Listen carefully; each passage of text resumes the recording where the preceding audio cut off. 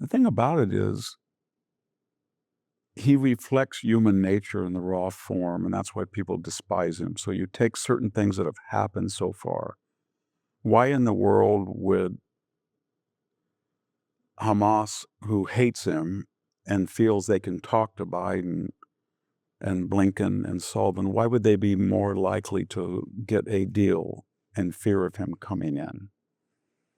In other words, the reductionist answer is they know that they're getting away with murder, and he won't let them do that. Why all of a sudden is the Iranian prime minister on television saying we never tried to kill the president of the United States. We never did. He had all summer to say that.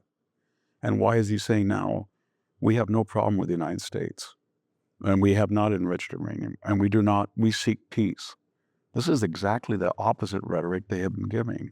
And why all of a sudden do the rebels think that they could take out the Assad regime and that the United States apparently would be for that, or as it was ambiguous? So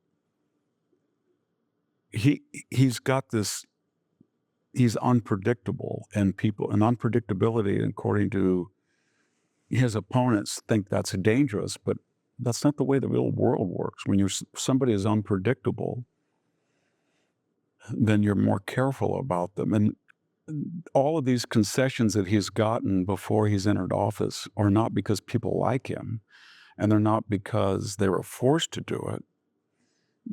They're all, as he sees it, and we can either adjudicate it wrong or right, but the proof of the pudding is in the eating.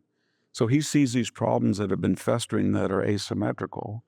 Then he goes in Art of the Deal, he says it in his book, way overboard, and then he negotiates back down, and the problem then is symmetrical.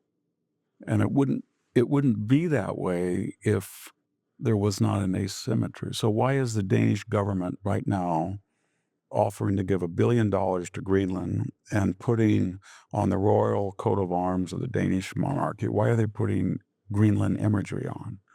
Do they think we were forced to do that?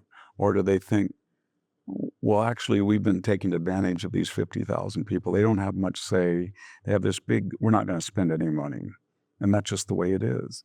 So that's how he looks for people, for vulnerabilities, but he also knows that to avoid the impression that he's an imperialist or a bully or crazy, there's always an element there of the targeted party knows what they've been doing is wrong, or it's not going to be convincing what they're doing.